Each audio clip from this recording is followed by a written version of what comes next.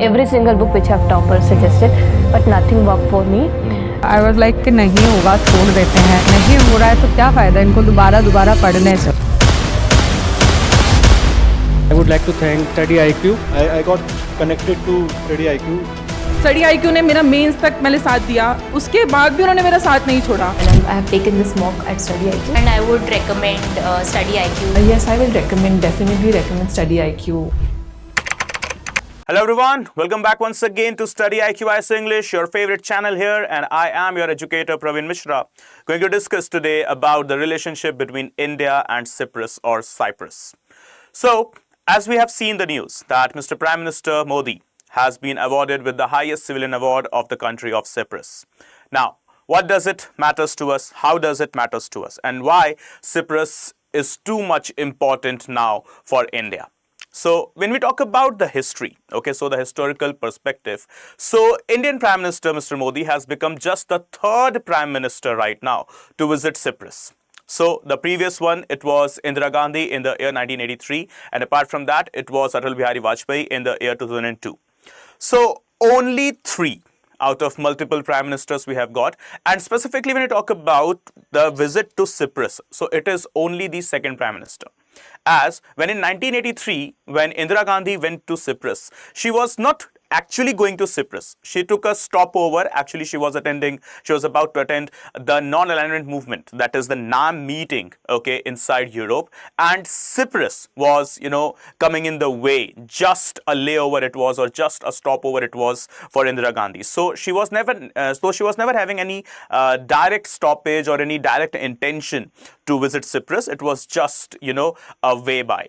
But secondly, we have got Atal Bihari Vajpayee, who can be accredited as the first Prime Minister to officially visit only Cyprus. And right now, it is Mr. Prime Minister Modi to visit Cyprus once again, directly to Cyprus, not taking any layover, not taking any stopover thing, right? So yes, in general, it's three, but Indira Gandhi's visit was just a stopover, whereas Atal Bihari Vajpayee visited there on purpose. And yes, Mr. Modi has been visiting here once again on purpose. So, what are the reasons why Cyprus is too much important for us? Why? What are the particular reasons? Okay, and why it is after 20 years, a prime minister has been now, pulled or has been pushed or pressurized to enter into the state of Cyprus. So, when we talk about the relationship between Turkey and Pakistan, it's not about relationship between India and Turkey or India and Cyprus. The backstory is a bit different. It's about the relationship between Turkey and Pakistan. So as you can see here, the questions that are here in front of us, okay? So it is the Turkey angle, okay? Why the nation matters for India and what is the Turkey angle basically. So, simply speaking, Turkey, which has got some deepened ties, some close ties with Pakistan, and now it is a time for us to enhance as much as we can when it comes to the global support or the international support. So, let's talk about the Pakistan and Turkey relationship. So, basically, Pakistan has used Turkish-made drones to attack India after our Operation Sindoor or while our Operation Sindoor just the previous month. Okay, so Turkey is what? As you can see, Pakistan's second largest arms supplier, right? And among its closest allies, and also Turkey is a country which supports Pakistan on the Kashmir issue, right? So maybe Turkey has forgotten the Operation Dost, how it was Indian Armed Forces, Indian National Disaster Response Force, as well as Indian National Disaster Response Fund, which was deployed immediately when a couple of years back, Turkey had a severe to severe earthquake. Right? So Mr. Erdogan, a not so thankful personality, just like, Bangladeshi Prime Minister, Nepali Prime Ministers, to whom we have supported a lot. Okay, but ultimately they have been, busy in biting us only from our back for sure, right? So stabbing at the back, it is what the nature of some of the leaders, including so-called Muhammad Yunus, who is, having so-called independent state of Bangladesh because of us, that is India. Countries like Nepal is also into the list, and right now here, Mr. Erdogan, he has forgot all the, means literally all the support, all the aid, all the grants that India has provided to this country. And look at what is happening. Our only grants, our only aid provided to this country, provided to the Prime Minister Erdogan, is used against us only, and shamelessly shaking hands with the counterpart, Pakistani counterpart. I don't know why this Joker symbol is here. You know it much better, right? Okay, so nothing to state further. This is, what has happened to us. We have been always helping, always and always helping to this whole globe. But in return, what we have got majority of the times is just betrayal and the traitorship. Call it Bangladesh, call it Nepal, call it Sri Lanka, call it even Pakistan, right? So, yeah, it's now Turkey who has shown its true colors. Well, let's talk about the further of the things. A forensic report, it has told us that the drones that were used by Pakistan to attack India, they are Turkish-made Asisgard Songar model drones. Apart from that, as you can see, Turkish ADA class anti-submarine covert docked at Karachi on 2nd May. And apart from that, Turkish C-130 Hercules military transport carrier, aircraft carrier, possibly carrying an arms shipment, landed at Karachi airport on April 27, 5 days after the Pahalgam attack. Why Turkey? Why? Why are you sending your shipment, shipment of arms and ammunition just 5 days after the Pahalgam attack? As in Turkey and Pakistan, they both were preparing of India's counteroffensive measures, right? Why Turkish drones? And why Turkey is the second largest arms suppliers to Pakistan? Why? Questions are many, answer is just one. Turkey is a country who knows it very well that when it comes to America, when it comes to Russia, when it comes to China, it will be having no proper support. Turkey, officially known as the sick man of Europe, right? So this particular country will be ousted quite soon, as because what we have experienced during the time period of the Ottoman Empire, that how this particular location of Turkey became the hub of conflict for the whole globe. So now Mr. Erdogan and the whole Turkish government is aware that it's not going to be United States, it's not going to be even Russia, it's not going to be even China that would be providing direct support to Turkey in case of any conflict. So Middle East will be burning quite soon. As per what we are watching, the Russia-Ukraine war is not going to end. The issue of Gaza and the Palestine and the Israel war is not going to end. Apart from that, the very fresh one, Israel versus Iran. So these guys have made officially the bugle being sung for the World War III that could, be encountered, be witnessed by each one of us quite soon. What we are watching is something, very deadly news, very deadly images, very deadly scenarios, obviously. And here, this is where Turkey is preparing itself to gather as much as support in the vicinity of West Asia as well as Middle East. And this is where Pakistan becomes one of the favorite destinations for Turkey, right? So this is all what? And this is all we are preparing for. As you can see, the Turkey-Cyprus rivalry. So, in international relations, it is a very well-stated fact that the friend of the friend is for sure a friend. But the enemy of the friend is always the biggest enemy. So, what we have got? Cyprus versus Turkey. Right? And Turkey is now officially on the enemy side of India. So as we can see the history. So Cyprus is an island in the Eastern Mediterranean Sea, located close to Turkey as well as Syria. So it is a member of European Union, but remember, it is not following in the continent of Europe. It's part of West Asia. So remember guys, Cyprus. It is a Western Asian country, but yes, being a Western Asian country is also part of the European Union. Apart from that, the island got independence from British in the year 1960, and its two major communities known as Greek Cypriots and Turkish Cypriots, they participated in some uneasy type of a riots or a clashes or type of a civil war immediately 3 years later after the independence.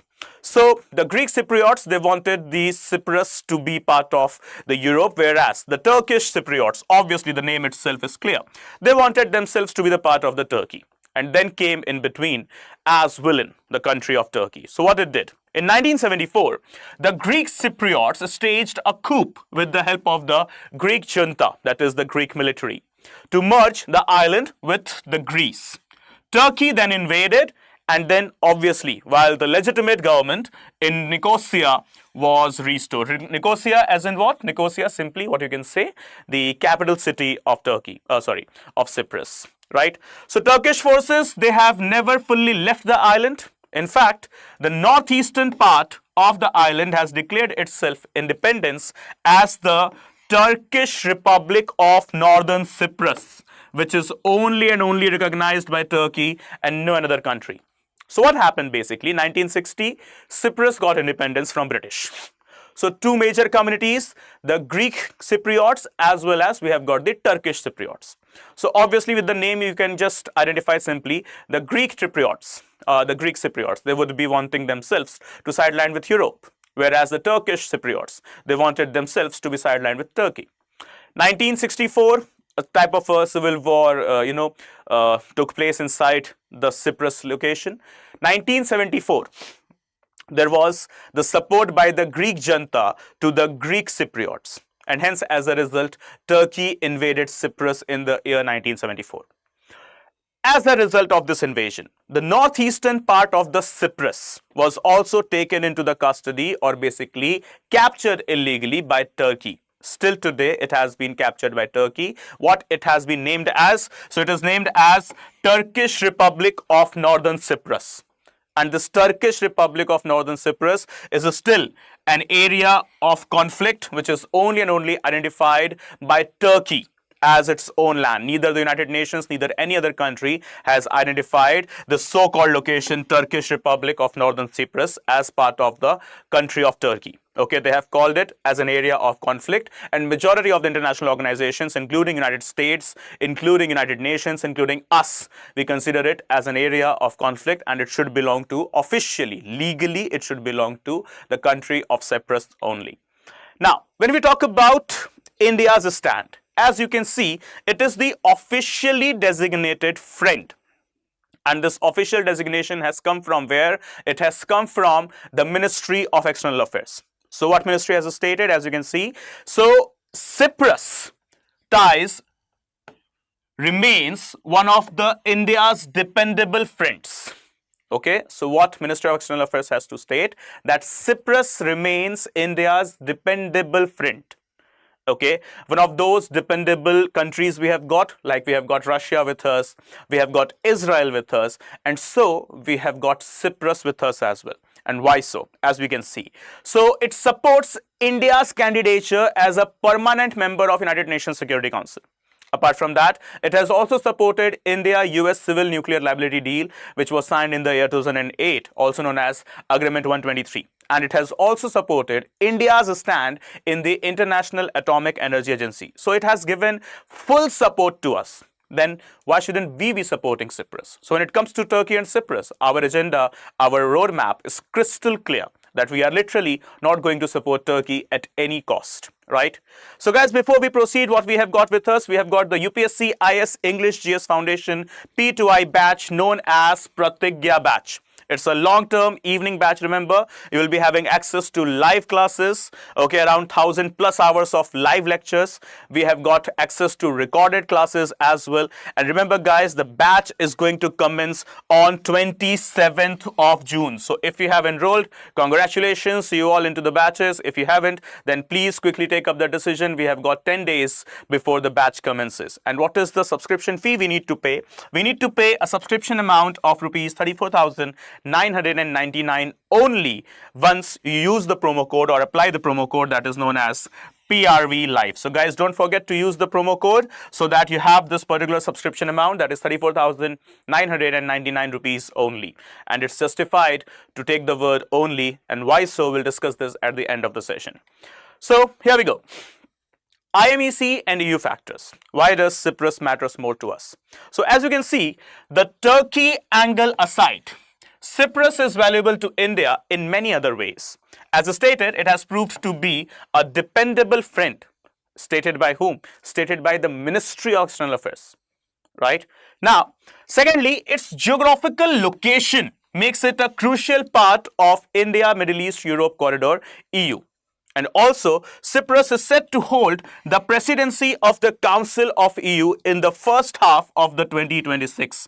And as India looks to build stronger trade and security ties with Europe, Nicosia, that is the capital city of Cyprus, would be a crucial ally.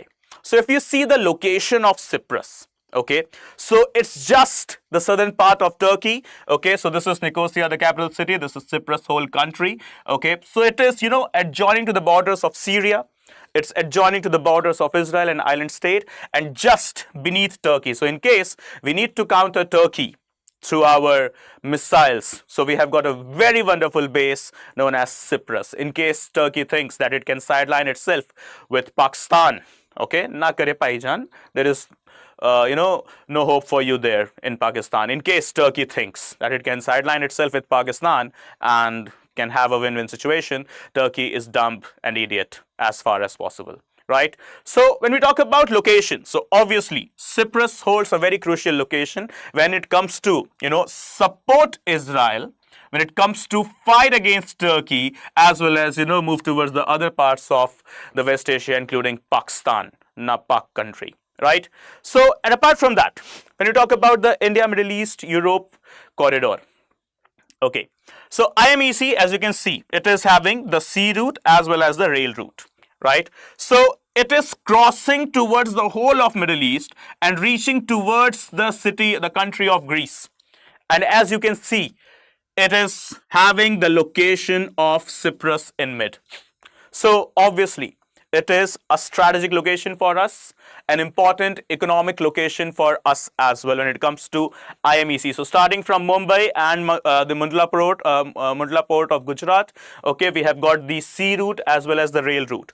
So it is connecting India to the European country of Greece, as you can see quite clearly. And in mid, as you can see, this particular location, what is this? It is connecting towards the Greece, and the mid we can halt at Cyprus as well, right? So this is where the strategic, geographic as well as economic importance of Cyprus falls for us. So when you talk about at a glimpse, so we have got the colonial parallels. So both India and Cyprus, they share a colonial past. Under British rule, we got independence in 1947, whereas the Cyprus 13 years later in 1960, right? So establishment of diplomatic relations, as you can see, we were one of the first countries to recognize the Republic of Cyprus. And in 1962, just 2 years later of its independence, we established the diplomatic ties with Cyprus as soon as possible, as early as possible. And finally, we talk about the support in international forum.